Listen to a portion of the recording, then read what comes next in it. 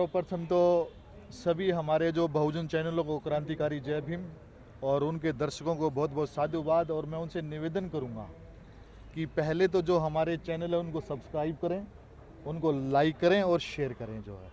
और 2 दिवसीय जो भीम संसद जो चली है, इसका उद्देश्य ये है कि जो आज़ादी की बात कर रहे हैं, आज़ादी के बावजूद भी जो है हमारे हक अधिकार नहीं मिल रहे हैं और हमें जो है एक अलग संसद का जो है ना गठन करना पड़ा, उसको जो है निर्माण करके हमें अपने लोगों को बुलाना पड़ा और उस पे जो है ना बड़े पैमाने पर चर्चा शुरू की जो है, ताकि हम लोग जो अपने हक अधिकार की बात जो ना हम लोग कर सकें। जो ये भीम संसद का उद्देश्य है।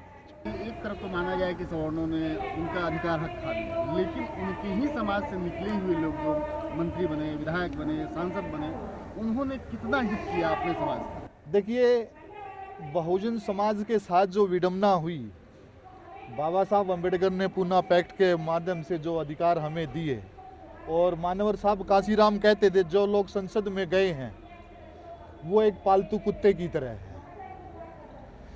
उनके आका उनके गले में पट्टा डाले हुए हैं, जब वो पट्टा जो है जब वो जो हिलाएंगे तो वो जो है मेरे हिसाब से वो बोलेंगे। और बाबा साहब के जो मैं तो कहूँगा ये पूना पैक्ट की नाजायज औलादे हैं। बाबा साहब के दिए हुए अधिकार के कारण ये संसद में पहुंचे, विधानसभा में पहुंचे, ठीक है। और बाबा साहब के अधिकारों का जो ना वहाँ जो है रक्षण नहीं कर पा रहे, उनको बचाव नहीं पा रहे हैं। मैं ऐसे लोगों की भरपूर निंदा करता हूँ और आने वाले समय में जो है हम लोग जो है भीम संसद के माध्यम से या दूसरे माध्यम से जो हम लोग युवाओं को अवेयर करेंगे कि भी जो लोग विधानसभा में बैठे हैं और जो लोग संसद में बैठे हैं उनका गिरबान जो घर जाके पकड़ने का काम करेंगे। साथ बहुजन हमसे पहली जो पीढ़ी है, मानवर साहब को मैं अपने काशीराम साहब को जो अपना पिता मानता हूँ, और लोग कहते हैं भी काशीराम जी ने बच्चे पैदा नहीं किए, और मैं फ़ख्र से कहता हूँ मैं काशीराम जी का बेटा हूँ और मैं उनको राजनीतिक पिता भी मानता, और मैं उनके अधूरे जो सपने मैं उन पे काम भी करता हूँ। और काशीराम जी कहते थे जब तक युवाओं को हम लोग प्लेटफार्म नहीं देंगे जो वो आगे नहीं आ सकते। आप देखिए तमाम विश्वविद्यालयों में जो है संगठन चुनाव लड़ते हैं, क्या हमारा एक संगठन ऐसा है? हम लोगों ने दिल्ली विश्वविद्यालय में चुनाव लड़वाने की कोशिश की, हमारे जो चंद लोग थे जो है जो 22 थे NSUIC ABVP से, उन लोगों ने विरोध किया, ठीक है ना। हमें जो है सबसे पहले जो है एक बड़े स्तर पर जो है एक यूथ संगठन का निर्माण करना पड़ेगा और यूथ को जो है हमें जो है प्रैक्टिकल लैब में लाके उससे प्रैक्टिकल करवाना पड़ेगा राजनीति के माध्यम से, और तब वो जब तैयार हो जाएंगे हमें उनको विधानसभा में जो है और उनको संसद में जो राज्यसभा के लिए भी हम लोगों को तैयार करना पड़ेगा। देखिए, मैं आपको बताऊं, वी द पीपल जो है ये अलग संगठन है। मैं जिस संगठन को रिप्रेजेंट करता हूँ, आपसे भी लोग बहुत सारे साथी जानते हैं कि हंस दो इंडिया संगठन जो है जिसको मैं चलाता हूँ, जिसका मैं नेशनल प्रेसिडेंट भी हूँ, और 26 अलीपुर रोड जहाँ महामानव बाबा साहब अम्बेडकर ने अपनी आखिरी सांस ली थी, पिछले 14 साल से जो आप स्मारक देख रहे हैं उसकी लड़ाई जो हम लोगों ने लड़ी एज एक संगठन, जो है एक संगठन के रिप्रेजेंटेटिव होने के नाते जो है हम लोग जो है भीम संसद में शिरकत की है। अगर कहीं भी वी द पीपल के लोग जो अगर हमें ये लगता है कि भी ये जो है आपस में इनका जो है ना मतभेद है, ठीक है ना, हमारे अंदर मन भेद नहीं है, मतभेद है, क्योंकि पद की जो महत्वाकांक्षा जो है ना वो जो है संगठन का ना विघटन का कांड बन रही है। जो वी द पीपल है जिसमें सुधीर राज हैं, जी। तो सुधीर राज जी के क्या सुधीर राज जी अभी जो सिस्टम चला रहे हैं उससे जो 3 सिस्टम अलग हुए हैं, जिसमें यूवी सिंह जी वाला भी है और एक ओम प्रकाश गौतम जी वाला है जो लखनऊ से है, तो इसमें गलत कौन है? देखिए, हम गलत और सही का निर्णय हम लोग जो ना नहीं करने आए वी द पीपल में।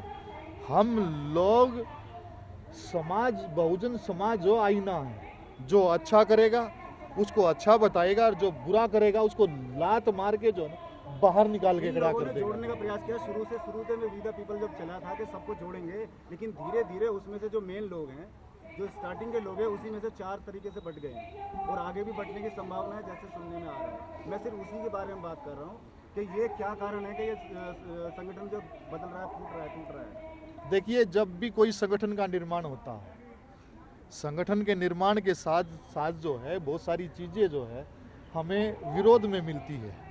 उसका कारण ये होता है कि बहुत से लोगों की महत्वाकांक्षाएं जो है ना, मुझे प्रेसिडेंट बनना है, मुझे महासचिव बनना है, मुझे लीगल चेयरमैन बनना है, ये जो महत्वाकांक्षाएं जो है वो कहीं ना कहीं जो है उनको प्रताड़ित करती हैं। जबकि वी द पीपल का मेरे हिसाब से जो ऑब्जेक्ट्स होना चाहिए वो बाबा साहब के अधूरे सपने को पूरा करना चाहिए, ऑब्जेक्ट्स होना चाहिए। अगर वो ऐसा नहीं कर रहे हैं और अपने अपने संगठन में विघटन कर रहे हैं तो मैं उसका जो है मैं दायित्व के लिए जिम्मेदार नहीं हूँ कि मैं उनका जो है जवाब दे पाऊँ। जो हम लोग अपने कार्य की शैली की बात कर सकते हैं, हम लोग अपने कार्य पे जो है, आप लोग कभी भी देखिए, हम लोग जब भी हंस दो इंडिया जो है कहीं भी कोई भी प्रोग्राम होता है, हम लोग जो है कंधे से कंधा मिला के ना उनका साथ देते और बाबा साहब की शिक्षाओं को हम लोग आगे बढ़ाने का काम करते हैं। सर्वप्रथम तो मैं आपसे निवेदन करूँगा कि भी ये जो दलित जो शब्द है ना, हम लोग जो है ना इसका हम लोग उपयोग ना करें, हम लोग बहुजन शब्द उपयोग करें जो है। क्योंकि तथागत बुद्ध ने बहुजन हिताए बहुजन सुखाए और मान्यवर साहब कांसीराम ने बहुजन की विचारधारा को जो है ना आगे बढ़ाया। और बहुजन जो है मादर शेड्यूल कास्ट नहीं है, SC ST OBC के लोग जो है, मान्यवर साहब कांसीराम कहते थे 85% लोग जो है वो भारत के बहुजन हैं। ये दलित शब्द जो है मुझे लगता है जैसे गांधी जी ने जो है हरिजन शब्द दिया, कांग्रेस ने ऐसे ही जो ना हमारे ऊपर ना एक दलित शब्द थोप दिया जो है। मुझे लगता है कि भी हम लोग शासक जमात हैं, हम लोग शासक करता लोग थे। हमारे पूर्वज जो है सम्राट अशोक मौर्य से लेके हम लोग जो है विरासत को ना हम लोग लेके आए हैं। ये क्या है कि एक परसेप्शन है कि भी जब भी कोई मतलब छद्म युद्ध होता है कि वो लोग जो है वो धोखे से जो है बृहदत्त मौर्य की तरह जो हत्याएं करने का काम करते हैं, हमारे शैक्षणिक संस्थानों को जलाने का काम करते हैं, हमारे शिक्षा के अधिकार जो खत्म करने का काम करते हैं।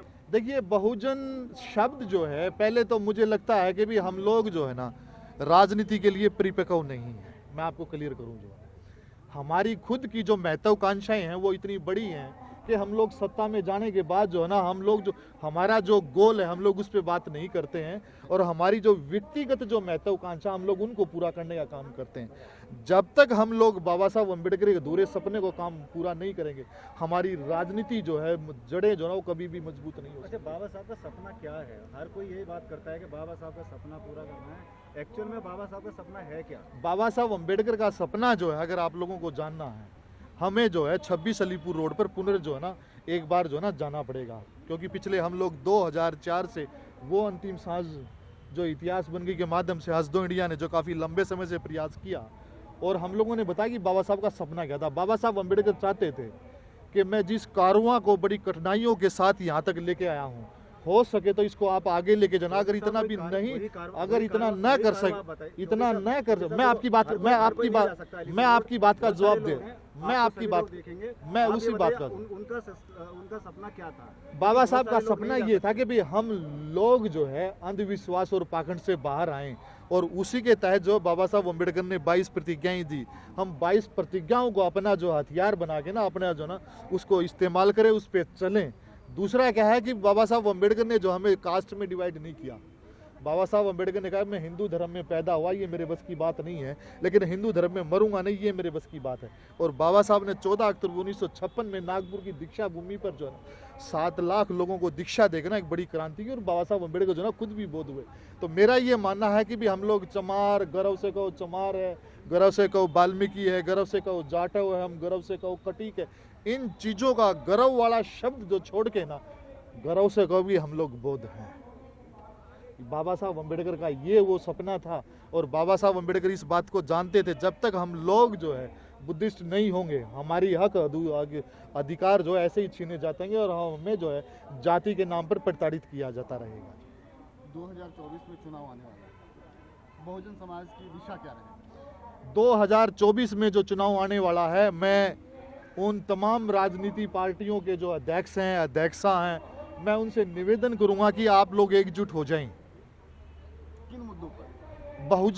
बहुजन अधिकारों के मुद्दों पर जो मैं वही बात कह रहा हूं, जब तक अगर वो एक नहीं होंगे, जो लोग कहते हैं संविधान को हमें बचाना, संविधान भी नहीं बचेगा और हम लोग भी नहीं बचेंगे।